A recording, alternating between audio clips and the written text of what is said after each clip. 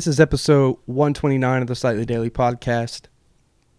I'm solo again. I told you guys that I was going to get more of a routine with this. Every Saturday, I'm going to record it, put it up Saturday evening, so you can maybe watch it Sunday.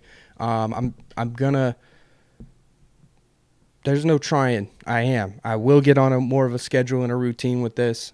I will make this happen every single week. If I can't find a guest, just know that you can bank on this being out every single week. If I do get a guest, then maybe I can get two. But if not, just know that this is happening. This is a thing. Slightly daily. Here we are.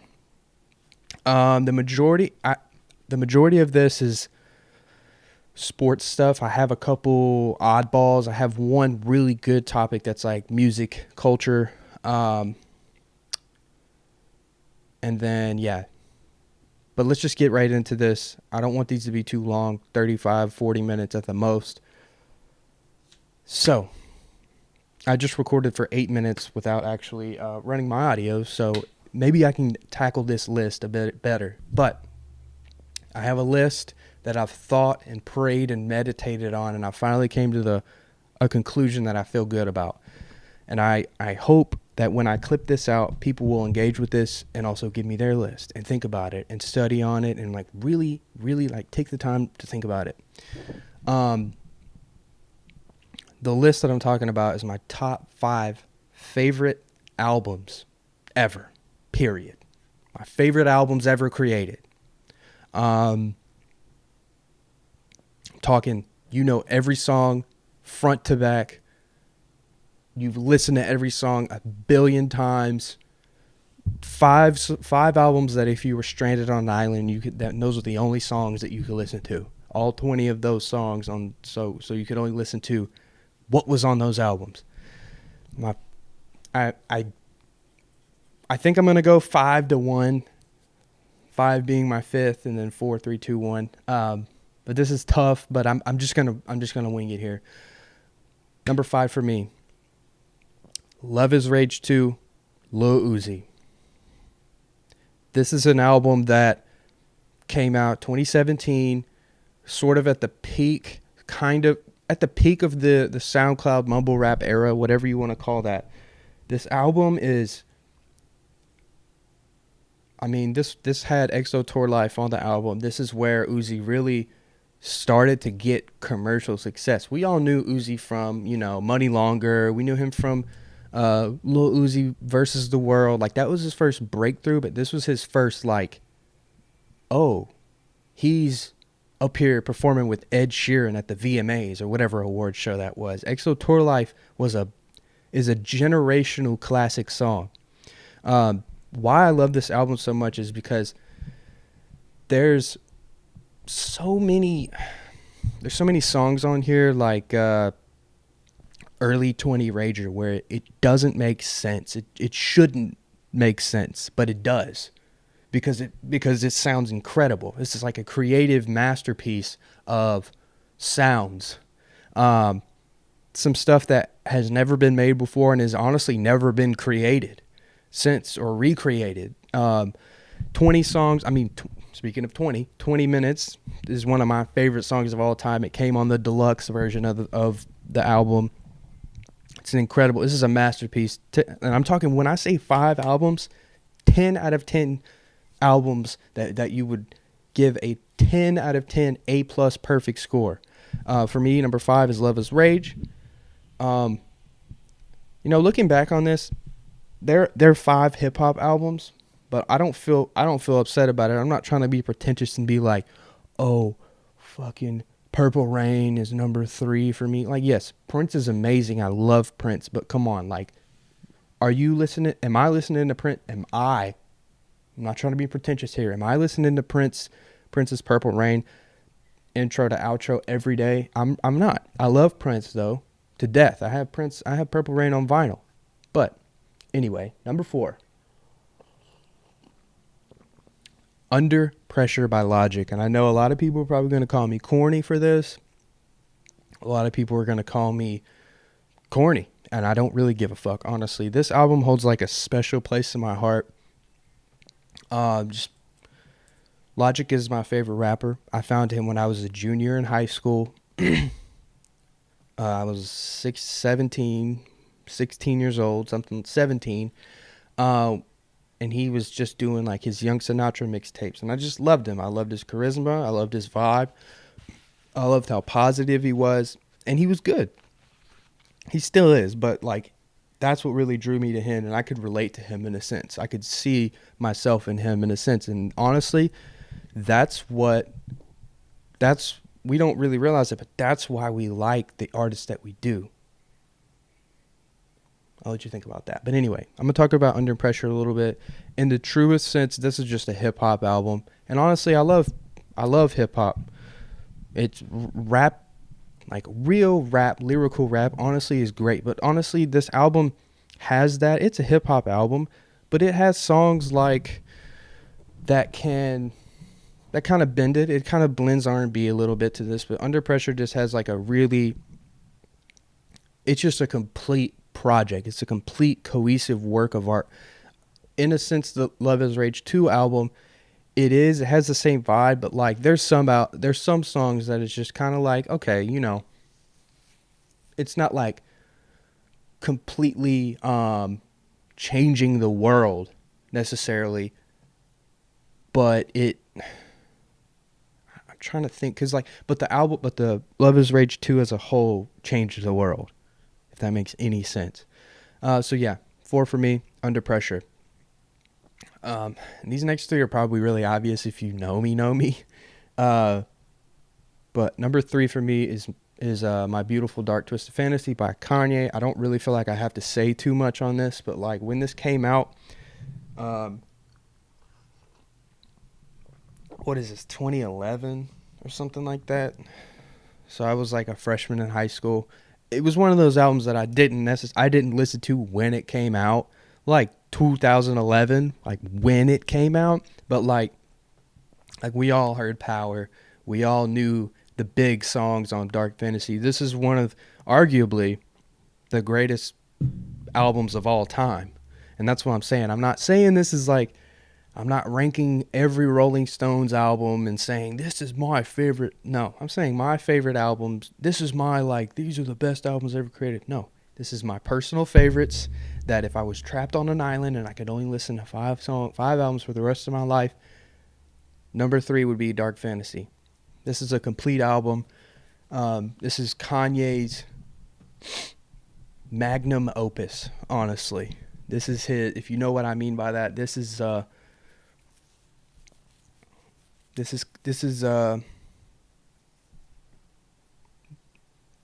Kanye's iPhone. If you get the reference. Like, yeah, Steve Jobs, made the iMac look cool, all that stuff, the fat iMac with the color back. But when he came out with that iPhone, that changed the game. And he came out with some cool stuff after, Apple TV, MacBook. But that iPhone, though. I'm not saying that, everything passed and you'll see later. But anyway, I shouldn't have to say too much about Dark Fantasy. This is like a complete album, hip-hop. Everybody knows, everyone on the planet Earth knows a song from this album. This is a masterpiece. And I know every word to every song. Number 2, Take Care, Drake. Come on. Now, I can say this album, 2012, I believe, me and my homies, we were bumping this when this came out. So this is what shaped my high school age. Me and my friends, this is what shaped us in high school. Like, I will always remember those times, being freshly 16, listening to Take Care top to bottom. This is a perfect masterpiece. It has, again, sort of like what I was saying with Under Pressure. Under Pressure is maybe 85% hip-hop, 15% other stuff. I feel like Take Care is a perfect blend of hip-hop and R&B. And I don't know if anyone's ever been able to recreate something just like this. Hip-hop, R&B, like a perfect cohesive blend to where it's like yeah, you got people like Tory Lanez now who sing and rap, but he's mostly singing. But Drake found a way, and in the time period that Drake did this into is just, I mean, it's crazy. This is what propelled him. This is Drake's magnum opus, and I don't know if he's ever been able to get back to there. Maybe that's controversial, but that's not what this conversation is about. My number one album, favorite album of all time, 808 and Heartbreak by Kanye West. Again, a song that I can album that I can revisit and know every single word to every single song, and I feel amazing every time I listen to it. As the music nerd in me really appreciates this and puts this at number one because of the time period, 2008, and I actually, not even trying to be pretentious, I keep using that word, but for real.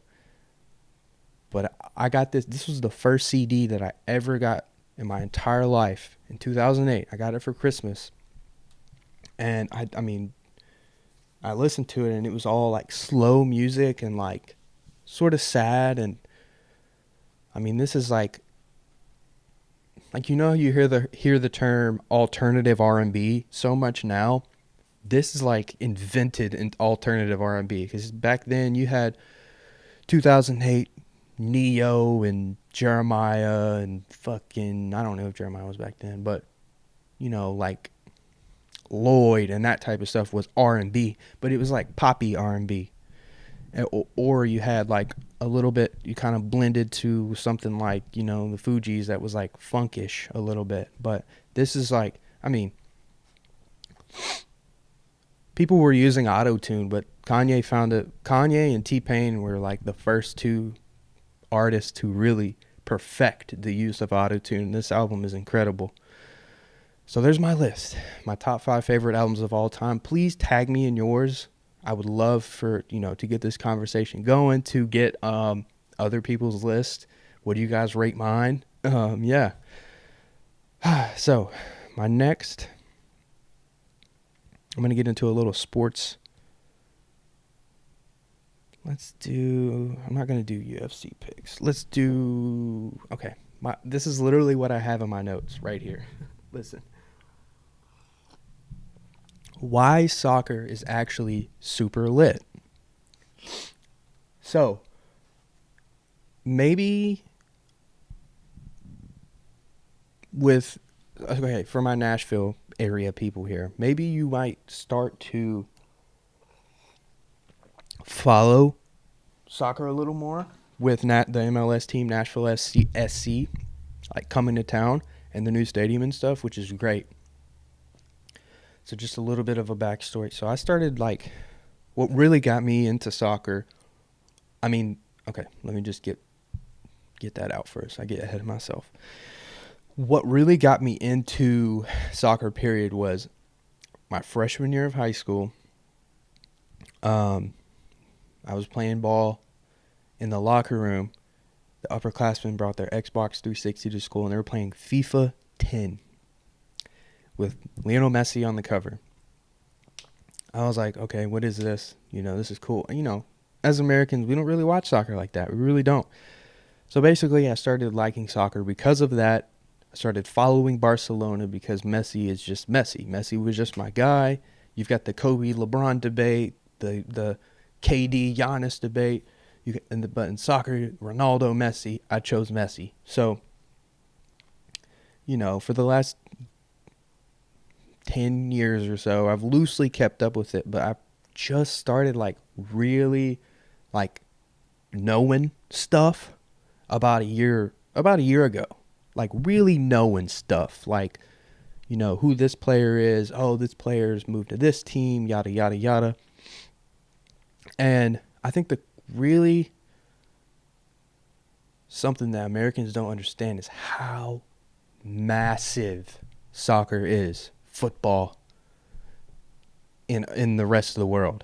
Like, people really don't understand how rambunctious a soccer game is. And I've personally never been to I've never been to one live, but like I'm talking about, I mean, these videos and stuff I've seen about a Manchester United game at Old Trafford. They're pulling 100,000 people there. I mean, a football game is doing that, but like I'm talking just a random regular season game. And us Americans have no idea about how the whole rest of the world sees this sport and is so into this sport, and we just don't give a fuck. And I think that's crazy that how big the sport is globally. We're the only country in the world who doesn't really care, like, at all. It's wild.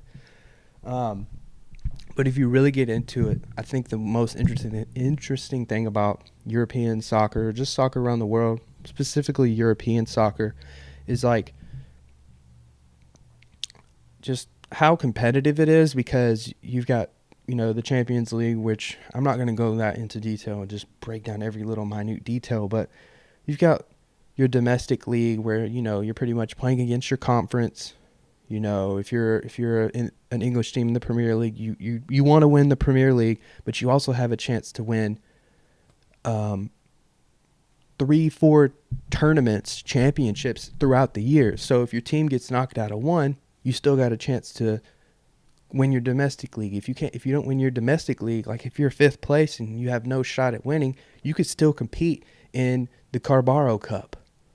It's just interesting to me how massive the sport is, but how we just don't give a damn. But soccer's been one of the sports that I follow daily. I follow a couple Twitch streamers who stream FIFA, and they just kind of keep up with it how we would keep up with football or something like that, or basketball. Speaking of basketball, I don't want to get too far into like the March Madness stuff because there's games going on right now, but I want to talk about maybe some possible Cinderella teams or some teams that you should keep on your watch list who are already in, who have already won their conferences and whatnot. So first team, okay, I'm just going to rattle off a couple teams who have won their conference championship, who I've kind of loosely kept up with throughout the year. Vermont, Colgate, Loyola Chicago, those three.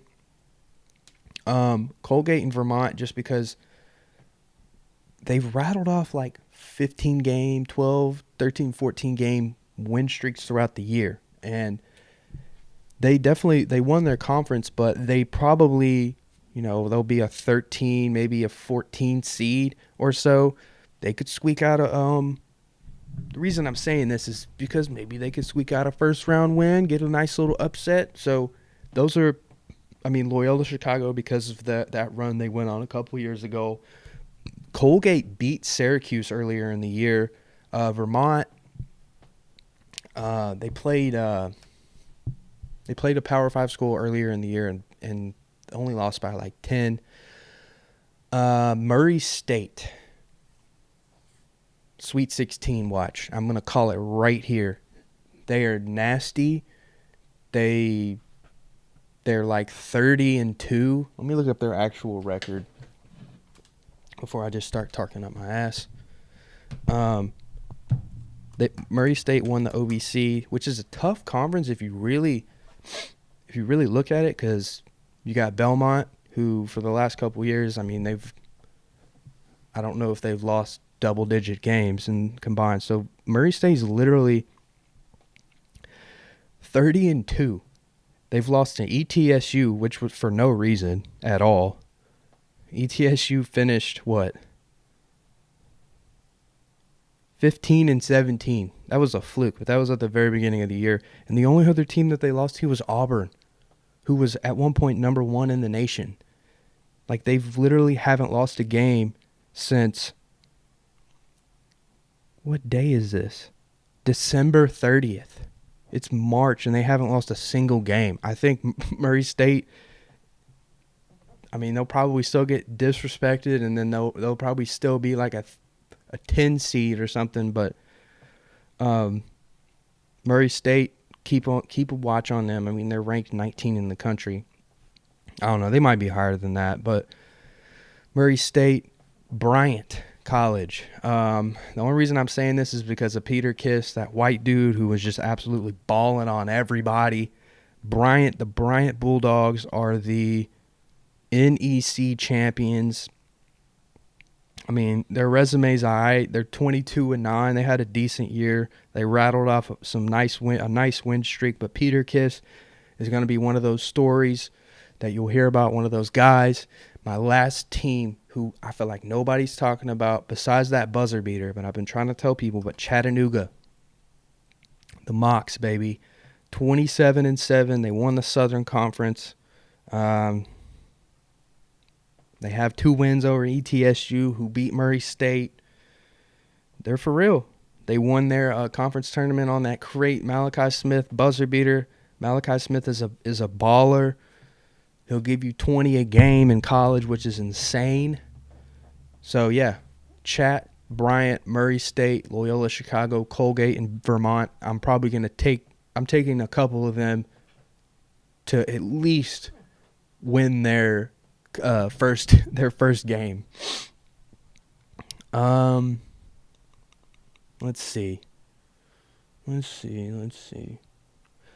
I want to talk about crypto, but this is not financial advice. I'm not telling you to buy anything. But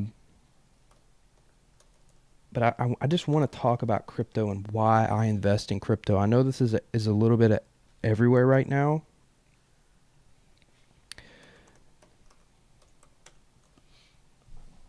But so right now, I have a small portfolio of crypto, and the reason that I am, like I said, not financial advice. I'm not telling you to do anything. Crypto is in this weird, muddy space right now, where for the last year,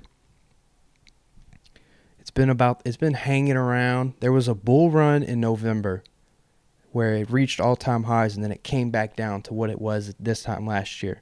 So I think that crypto is important to invest in because with the stuff that's happening, with how fragile our economy has been, through COVID and now through inflation, I'm not saying go put your whole bank account into crypto, but what I've been doing is putting a little bit of money each paycheck in these big projects like Ethereum and Bitcoin, and I've been investing in Solana as well, but you got to look at reliable projects that have utility. So, I mean, it's just, I'm not going to even say I encourage you to do it, but I'm just saying I think it would be worth a Google if you don't know what it's about. Worth a YouTube search if you don't know what it's about. It's just getting acclimated into this stuff because you don't want to be 10 years down the road thinking about, damn, if this stuff ever, quadruples in price, damn, what if I would have put $50 in Ethereum 10 years ago, and who knows what it'll be in 10 years. It could be zero. That's the volatility of it. But with the US dollar, being worth way less than it was even 5 years ago because of inflation, COVID, etc., I just think it would be interesting to at least give this stuff a research. Because, I mean,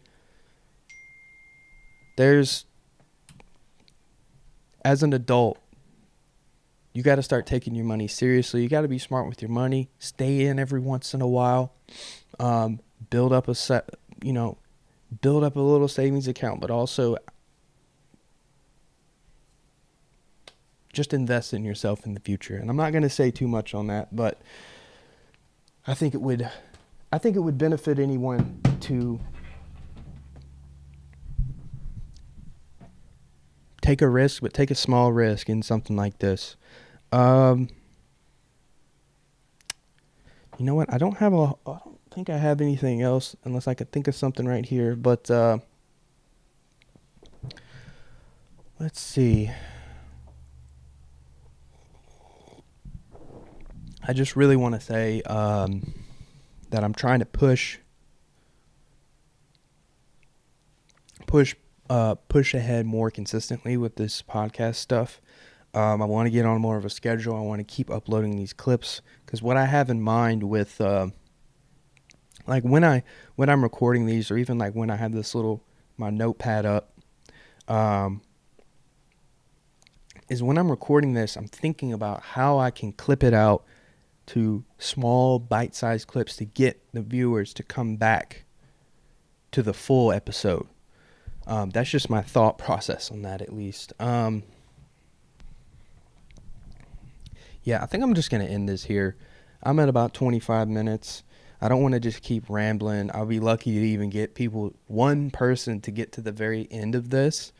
Every Saturday evening, these will be posted. It might not be the best time for this, but I'm going to try it out.